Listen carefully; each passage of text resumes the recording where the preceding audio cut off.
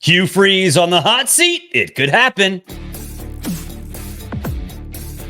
You are Locked On College Football, smothered and covered, with your host, Barrett Sallee. Your one-stop shop for everything college football. Part of the Locked On Podcast Network. Your team every day. Hey, welcome in. Thank you for making this your first listen every single day. Really appreciate all of you and all you have done to help make this podcast successful. Today's show, of course, brought to you by FanDuel. $5 bet. Your first $5 bet gets you $200 in bonus bets guaranteed. First $5 gets you $200 in bonus bets guaranteed.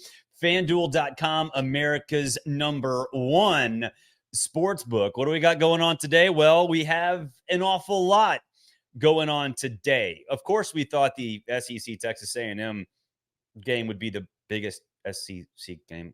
Oh, you didn't think that? Oh, Bueller? Anybody? Well, we're going to talk about that. It is. It's the biggest SEC game of the year. We're going to talk about that. We'll also talk about the best bet in the Big Ten. A lot of Big Ten games. Did not mean to say big back-to-back. But there are Big Ten games that we need to talk about. So we will talk about the best bets. But first, the SEC hot seat. Now, I go on a lot of radio shows. I write a lot. I have my own shows. This show and then also, of course, SiriusXM. We've been asked a lot about the hot seat. And it got me thinking how crazy things have changed in the SEC. I'm old enough to remember going into the season when we were talking about Billy Napier and Shane Beamer and Clark Lee and Sam Pittman. And I'm looking at it now going, okay, Pittman's at 4-3 and Arkansas is pretty competitive. They're not on the hot seat. After all, they beat Tennessee. So Sam, at least for now, is okay. Clark Lee at Vanderbilt, we know all about Clark Lee. Shane Beamer at South Carolina, I never thought he was on the hot seat anyway, but if you look at some of these, sports books that operate offshore, they always have next coach to be fired, and Shane's not on those lists. He was on those lists before, now he's not. So obviously Shane. Now, Billy Napier is a little different, and we're going to really focus in on Billy Napier here because he's still on the hot seat, air quote, hot seat. It's not fire and brimstone anymore, which is great. Good for Billy. That is awesome. And he shouldn't be. The guy's won 4 games before hitting the tough stretch of the season. Just beat the ever-living snot out of Kentucky. The offense has looked better with DJ Lagway. The defense has looked better and more consistent. So everything that Billy's done, it's been good. It's been not great, but good, right? So is he still on the hot seat? Yes. Is it fire and brimstone? No. Does he have to win out? No. Can he lose some games but still look good? Yeah. In fact, we so crazy. On SiriusXM on Sunday, we had some Florida fans call in and be like, is he going to get fired? I was like, no, DJ Lagway is doing good. DJ Lagway could play himself into, stardom. He could help Billy Napier play himself into another season. And Florida fans got pissed. And I'm sitting there going, whoa. You guys are mad because you might be better than you thought? What the hell? Now, you need to sell the vision if you're Billy. He has done a pretty good job of that so far. But I thought going into the season, and I've said this multiple times, that bye weeks are killers, right? Bye weeks are always killers. This would be a perfect time for Florida to get rid of Billy, bye week, cocktail party, and then the month of November from hell. He's done enough to survive the first one. He's doing enough, obviously, to survive this bye week. So things have changed quite a bit with Billy. Now, What's funny is that we talk about the hot seat in the SEC with Napier, Shane, Clark Lee, and Sam Pittman on it going into the season. Whether you think Billy Napier is going to get fired out, clearly all four of those guys, it's cooled quite a bit. Various degrees, but cooled quite a bit nonetheless. Instead, we've got Hugh Freeze at 2-5, Venables at 4-3, and Mark Stoops at 3-4. We're going to throw the buyout numbers out, right? Like this, that's getting down into the nuts and bolts. And this is not a discussion about the nuts and bolts of being on the hot seat, right? Like that's not what this is about. What it's about is a conversation of just how pressure-packed the SEC is, always has been, but more specifically, what it will be like moving forward. Okay? After what happened with Mark Stoops being the Texas A&M coach for about a minute and a half last offseason, obviously Kentucky's very happy with him, and he's one of the top 10 highest-paid coaches in the country, top 12 highest-paid coaches in the country. Brent Venables had a pretty good year last year at Oklahoma, and it has come crashing down in tragic fashion. And speaking of tragic fashion, there's Hugh Freeze and Auburn. And I get asked a lot about Auburn and Hugh Freeze. Like, is he going to get fired? And I'm like, well, most of the time, coaches that like really haven't been successful at their schools, but, have a little bit of hope, they're 1-3-9, 4-8 season away from getting shown the door. I don't know if Hugh Freeze is in that position, but I do know that Curt Cignetti is sitting there at Indiana about to cash in on every school that has a vacant job because he's going to get paid wherever he goes. But this is the new school SEC, right? We had 4 guys on the hot seat before the season. They've cooled off, and 3 new guys who maybe we didn't even expect to be on it are now at the top of the list. Why is that? It's because of the new format of the SEC. It's because of 16 teams. It's because of no divisions. And so now we're still viewing the SEC through the lens of, okay, 8-4 is okay for basically everybody. No, it's not. 7-5 is not okay for basically everybody. You know why? Because there are 6 teams that have better records than that. There are 7 teams that have better records than 7-5. 8-4 even is what? 7th, 8th in the SEC probably this year. That traffic above what used to be considered decent seasons is going to drive athletic directors absolutely bonkers. Bonkers. And so that's why I think that you've got a situation now where the tables have turned just like that. Auburn's obviously not going to finish 7-5 or 8-4. So they'd have to win out to finish 7-5. But if Brent Venables goes 7-5 or Stoops goes 6-6, that's not just bottom half of the SEC, that's lower third, lower fourth of the SEC. The optics of that are terrible. Terrible to ADs, to collectives, to transfer portal kids, and to recruits. So the reason we've had this massive shift in who's safe, who's not, who's hot, who's cold, is because the entire perspective of the SEC and the entire perspective of ADs and what they view as tolerable, acceptable, great, and unacceptable. The entire world has changed.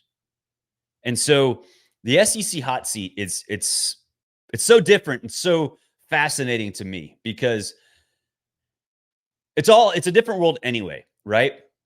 We talked about this on this show before, how athletic directors are going to have to make very difficult decisions on when to pull the trigger on coaches, because some of the prospects, some of the guys you might be looking after are going to make the college football playoff as a head or an assistant coach, or be even in the mix in the month of November. So there's no real way to do this, right? But there's also no real way to judge what success is right now in the SEC, because we've never been here before. Tell you what, if Brent Venables goes 7-5, that's 2 more losses. That's way more than tolerable. If Mark Stoops goes 6-6 or 7-5, that's fine in my mind. But in the AD's mind, you see your team 11th, 12th, 10th in standings. You are going to be pissed. So this is a critical weekend. This is a critical couple of weekends, because there are some folks that have itchy trigger fingers, and they're not afraid to squeeze down on that trigger if they feel like there's somebody out there who can be better. Kirk Cinetti. Dude's going to cash in this year.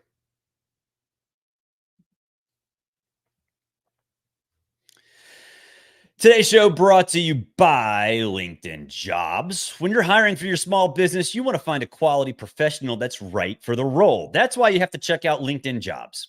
LinkedIn Jobs has the tools to help you find the right professionals for your team faster and for free. But it's not just a job board. No way, not just a job board. LinkedIn helps you hire professionals you can't find anywhere else, even those who aren't actively searching for a new job, but might be open for the perfect role. In a given month, only over 70% of LinkedIn users don't visit other leading job sites. So if you're not looking on LinkedIn, you're looking in the wrong place. On LinkedIn, 86% of small businesses get a qualified candidate within 24 hours. Hire professionals like a professional on LinkedIn. LinkedIn knows that small businesses are wearing so many hats and might not have the time or resources to get the right candidate. LinkedIn is constantly finding ways to make the process easier. They even just launched a feature that helps you write job descriptions, making the process even easier and quicker. 2.5 million small businesses use LinkedIn for hiring, and that could be you as well. Post your job for free at linkedin.com/lockedoncollege. That's linkedin.com/lockedoncollege.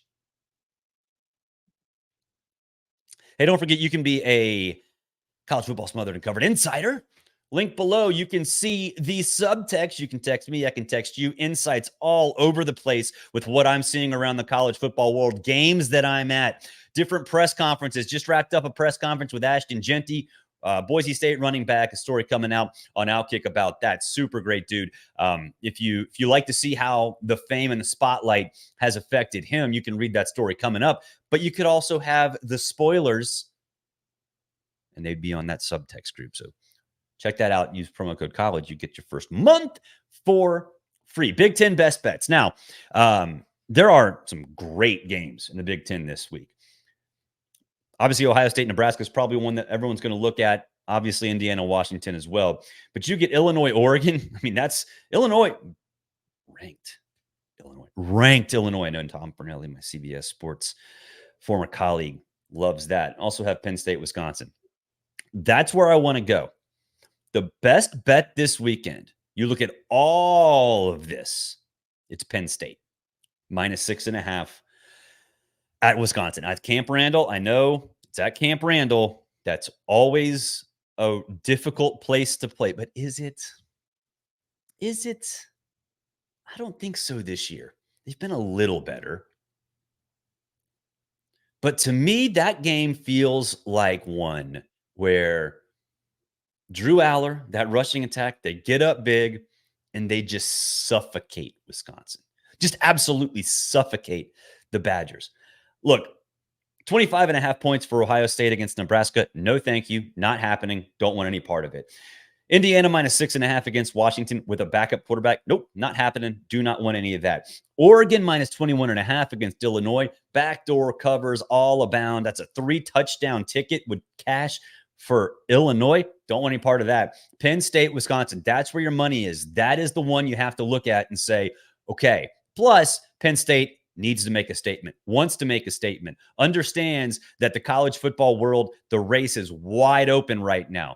And a win over Wisconsin at Wisconsin would do an awful lot toward giving them another bullet point in the college football playoff selection committee boardrooms. No, Wisconsin's not great. They understand that Camp Randall, at least in that boardroom, they think a lot of Camp Randall. Maybe not as much as they should, but a lot. So Penn State +6.5. Your Big Ten best bet of the week. Cash it. Yeah, cash it later because you can't cash it right now. Cash it later, though. FanDuel, they can do that. America's #1 sportsbook. They do that very well. They cash tickets. Cash tickets make money and change lives. We'll take a break. When we come back, we'll talk about the LSU Texas A&M game. It's going to be a big one. Gonna be a big one. Hey, today's show is brought to you by FanDuel. We love FanDuel. They do such a great job as America's #1 sports book. You can get stats, play-by-play. They give you everything. It's not just a sports book. It's an information mega store. That's not their tagline, but it should be because they have everything for you right there on the same page where you place your bets. That's right. If you get a hunch in the middle of a game and you're like, so-and-so's having a hot quarter. Ashton Genty, who I spoke to today, is having a hot quarter. Maybe you want to go live. Do something live with him. Maybe his over-under run total. You can see it right there where you place your bets. Make a $5 bet on FanDuel. They'll give you $200 in bonus bets guaranteed. $5. Less than a ridiculously expensive cup of coffee that you buy, and it really doesn't even taste good.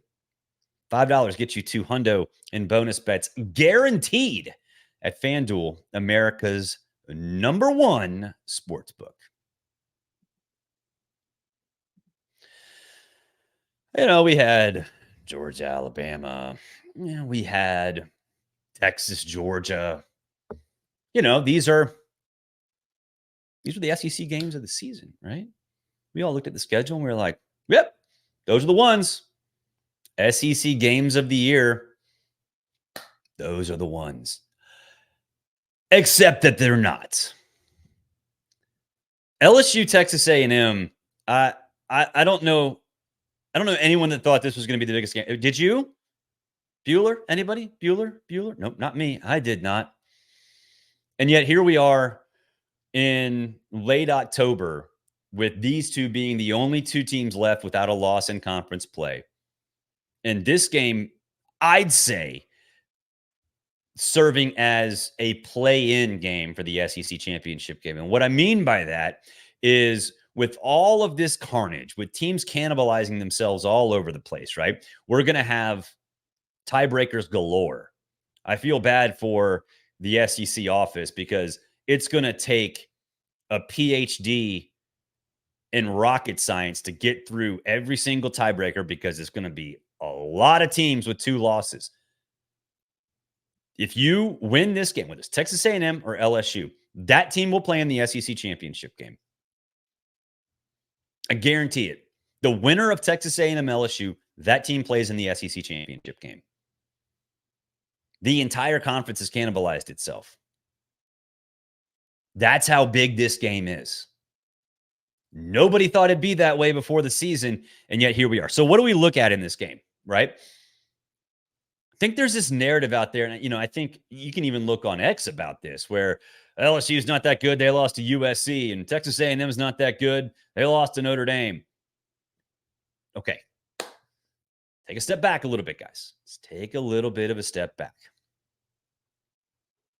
College football is a lot like college basketball in the sense that with all this transfer portal stuff and all this roster movement, it takes a little while for teams to figure out their identity, figure out who they are, figure out a depth chart, what works well, what doesn't work well. It's not easy. So in week 1, Connor Wegman for Texas A&M is a perfect example. He looked hesitant to run. He looked unsure of himself. He looked like he was, a beat off every time. Oh, God, geez, don't use that. A second off. It's a not safe for work podcast now. And that obviously he got hurt. So now they hit the reset button. Now Connor Wegman looks really good. That's the guy that we thought he could be.